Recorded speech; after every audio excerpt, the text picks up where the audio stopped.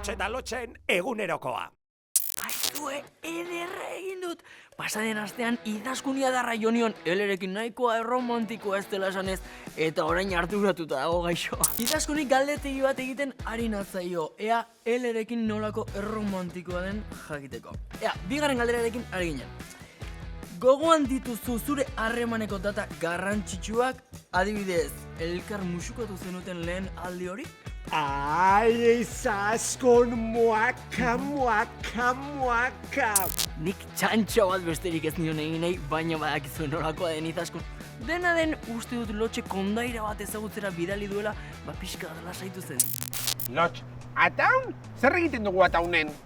Izaskun, esan dizut, amona kontatzen zigun historio bat ezagutu behar duzu. Zure garaikoa izango da. Amonak eta zut hain berdintxua izango duzu. Lotxek azaldu didan historioa interesgarri iruditu zait eta ulertu dut. Baina hala ere erromantikoagoa izaten saiatu nahi dut eta afari bat prestatu diot eleri. Hori, Izaskun oso buruko gorra dela. Baina kontu hau nola amaitu den jakin nahi baldin baduzue, badakizue. Ez galdu gure atal berria. Ikusi, makusin! Lotx eta lotx, ikusi, makusin.